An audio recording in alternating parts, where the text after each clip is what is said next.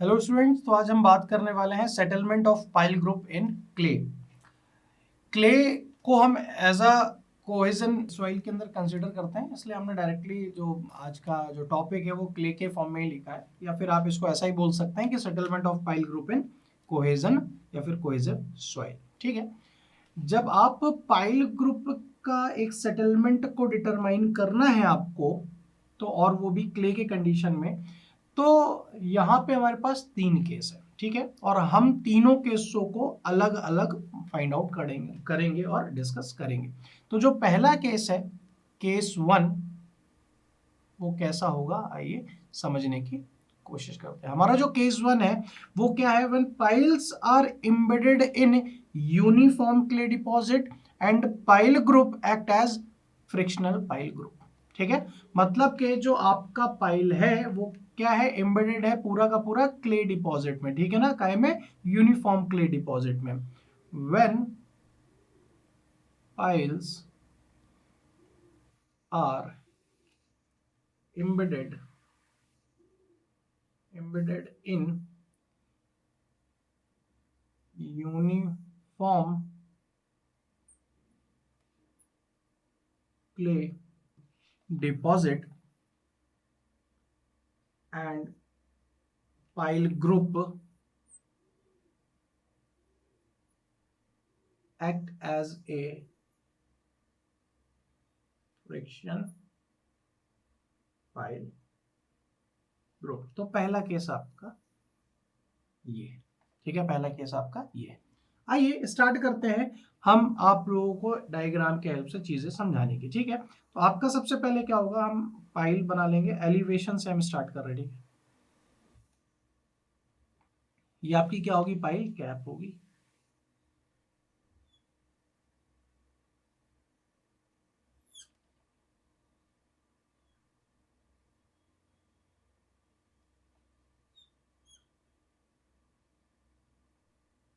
ये आपका क्या है, पाइल कैप है। लोड आपका इसी में आ रहा होगा, क्यू। लोड आपका इसी में आ रहा होगा, क्यू। ठीक है, ये जो एम्बेडेड पाइल है इसकी लेंथ कितनी है आपकी, कैपिटल एल है। ठीक है ना, यहां पे कहीं पे आपका क्या होगा, हार्ड स्ट्रेटा होगा। यहाँ पे क्या होगा आपका, हार्ड स्ट्रेटा होगा। क्या होगा यहाँ पे, हार्ड स्ट्रेटा, या फिर आप स्ट्रेटम भी बोल सकते हैं। ठीक है ना, ठीक है, कोई मेरे ख्याल से इसमें कोई भी प्रॉब्लम नहीं है। ठीक है, तो हम ये मान के चलते हैं कि हमारी यहाँ पे एक इमेजिनरी राफ्ट है। क्या है, इमेजिनरी राफ्ट है। ठीक है, जो कि आपके स्पाइल के 2/3 टाइम्स ऑफ लेंथ नीचे है। ठीक है, जो कि यहाँ पे भी इसका क्या आ रहा होगा, लोड आ रहा होगा। ठीक है, ठीक है, ये कंडीशन है। अब इस ये जो इमेजिनरी राफ्ट है, ये इमेजिनरी राफ्ट हार्ड स्ट्रेटम से आपकी कितने डिस्टेंस में होगी, आपकी एच नॉट डिस्टेंस पे होगी। कितने डिस्टेंस पे, एच नॉट डिस्टेंस पे होगी। ठीक है, और हम इस इमेजिनरी राफ्ट और इस हार्ड स्ट्रेटम के सेंटर पे एक सेक्शन कंसीडर करते हैं, एक सेक्शन कंसीडर करते हैं। ठीक है, जिसकी जो डेप्थ होगी वो क्या होगी, z is equal to H naught by 2 होगी। कितनी होगी, z नॉट बाय 2। और ये वो सेक्शन है जहां पे आपको क्या फाइंड आउट करना है, सिग्मा नॉट बार फाइंड आउट करना है। ठीक है, अब इसके नीचे जो आपकी स्ट्रेस होगी, तो स्ट्रेस आपकी होगी, उसका कैलकुलेशन आप कैसे करोगे, आप यहाँ पे जो स्लोप मानोगे वो कैसा मानोगे, 1h2b। मतलब आप वर्टिकल डायरेक्शन में अगर 4 मीटर नीचे जा रहे हो तो हॉरिजॉन्टल डायरेक्शन में कितना जाओगे, 2 मीटर जाओगे। ठीक है, कोई दिक्कत इसमें, आई होप इसमें कोई भी प्रॉब्लम नहीं आनी चाहिए। तो हमने क्या क्या किया, एक बार फिर से हम रिपीट कर लेते हैं। ठीक है, हमने एज्यूम किया जो आपका अप्लाइड लोड है वो आपके किस में, एक्ट कर रहा होगा, हमने यहाँ पे एक इमेजिनरी राफ्ट कंसीडर किया, इमेजिनरी इक्विवेलेंट राफ्ट कंसीडर किया जिसका साइज b है, जो कि आपकी कहाँ पे प्लेस्ड है, इस L के 2/3 टाइम्स में ग्राउंड लेवल से। ठीक है, अब ये जो डेप्थ ऑफ कंप्रेसिबल लेयर है वो will be depth of clay below the assumed raft H0 है। ठीक है, सीसी आपने एक मिडल ऑफ कंप्रेसिबल लेयर माना है। अब उस सीसी के अंदर आपको initial effective overburden pressure find out करना है। एज्यूम राफ्ट के नीचे जो आपका डिस्ट्रीब्यूशन होएगा वो किस रेशियो में होगा, किस उसमें होगा, स्लोप क्या होगा, 1h इज इक्वल 1h और 2v के फॉर्म में होगा। ठीक है, हम ये मान के चलते हैं, सपोज हम ये मान के चलते हैं कि डेल सिग्मा बार, ठीक है, डेल सिग्मा बार अगर इंक्रीज्ड होता है तो आपकी जो इफेक्टिव स्ट्रेसेस है due to applied load Q वो भी क्या होगी, वो भी क्या होगी भाई, वो भी एक्ट करेगी। अब वो कितनी होगी, वो कितनी होगी, फोर्स अपॉन एरिया।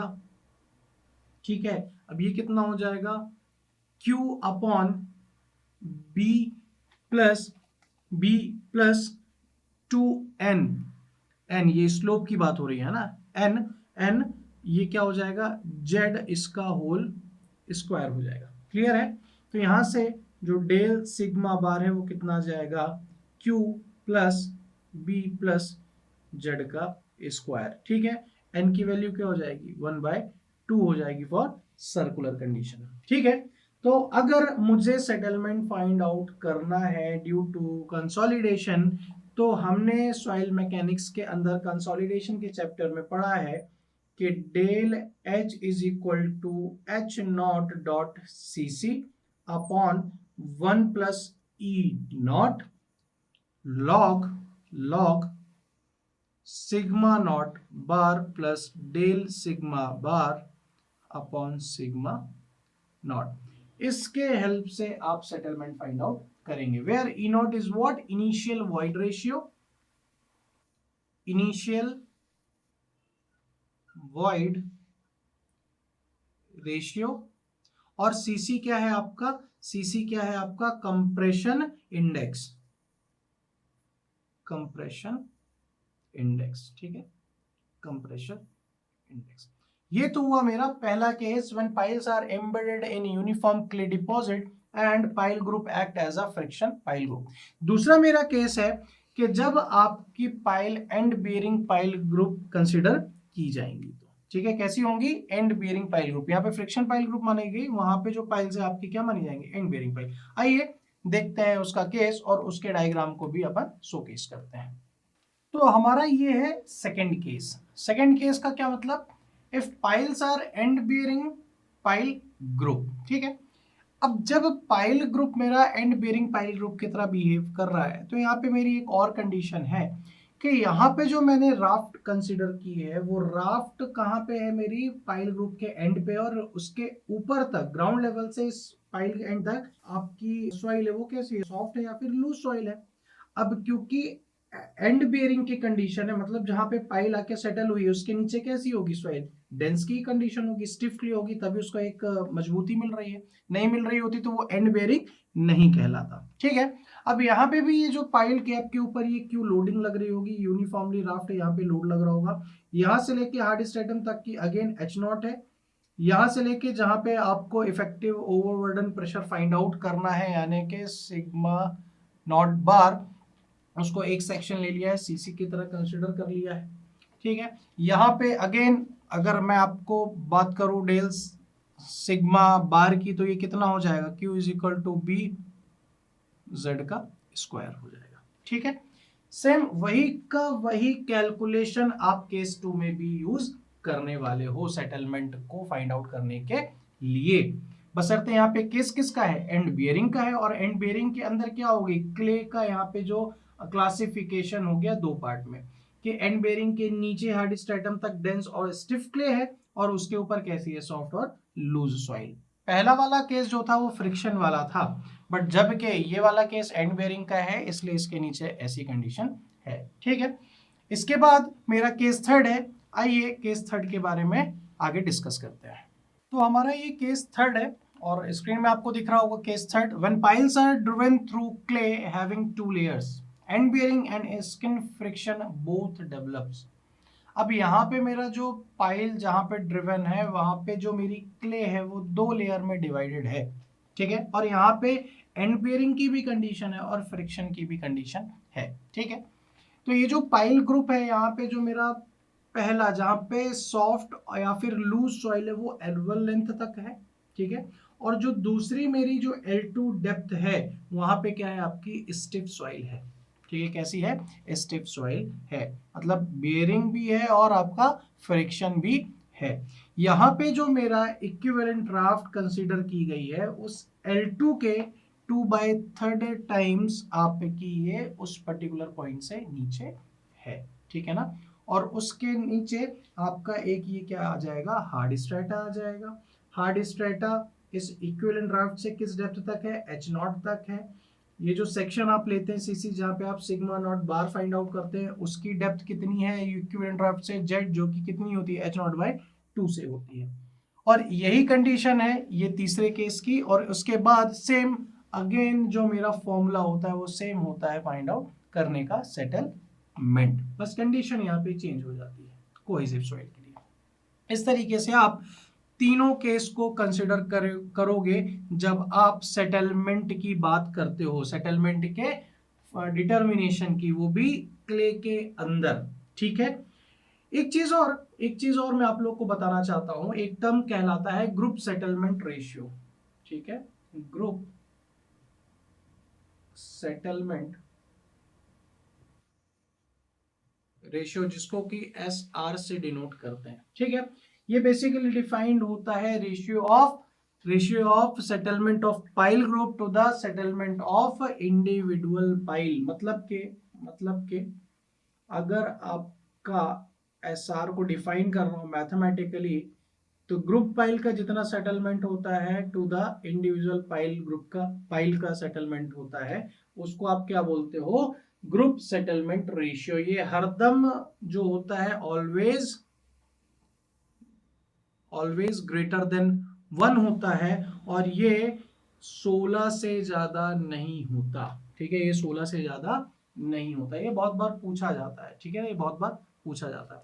अगर आपसे कोई कहे कि मान लीजिए सैंड की कंडीशन है, फॉर सैंड आप हमें बताइए ग्रुप सेटलमेंट रेशियो क्या होगा, तो उसका भी एक फॉर्मूला होता है SR is equal to SG upon SI which is equal to 4B plus 2.7 upon B plus 2.6 का whole square, where B is what, size of pile group, ठीक है ना, और ये साइज भी काहे में होगा आपका, मीटर्स में होगा, ठीक है ना, ये काहे में होगा आपका, मीटर्स में होगा, ठीक है। मैं कुछ आप लोग को गाइडलाइंस बताना चाह रहा हूं जब आप पाइल ग्रुप को डिजाइन करते हो, ठीक है ना, पाइल ग्रुप को जब आप डिजाइन करते हो तो कुछ आपको मैं पैरामीटर्स बताना चाह रहा हूं, गाइडलाइंस बताना चाह रहा हूं। जब आप पाइल ग्रुप को डिजाइन करोगे तो जो सबसे पहला पैरामीटर होगा वो क्या होगा, लेंथ को लेके होगा। जब आप फ्रिक्शन पाइल की बात करते हो तो फ्रिक्शन पाइल की लेंथ आप लोगे 10 मीटर से लेके 20 मीटर तक कंसीडर करोगे, जबकि आप एंड बेयरिंग पाइल की लेंथ की बात करोगे तो वो आपके हार्डर स्ट्रेटा जिस भी डेप्थ में होगा उस डेप्थ के बराबर होगी, ठीक है ना।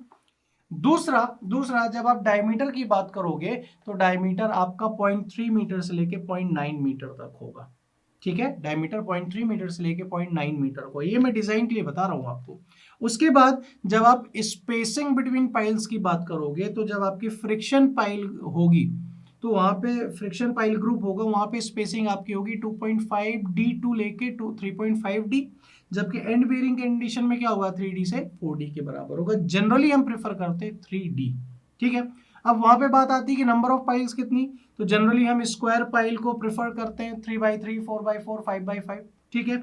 अब वहां पे एडेशन फैक्टर जो कि मैंने प्रीवियस क्लास के अंदर बता दिया है 0.6 से 0.9 फॉर सॉफ्ट क्ले, 0.4 से 0.6 मीडियम क्ले, 0.2 से 0.4 स्टिफ क्ले।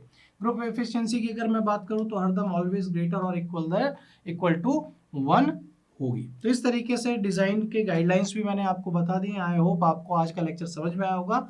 मिलते हैं नेक्स्ट लेक्चर के अंदर, आज के लिए इतना ही। Thank you very much.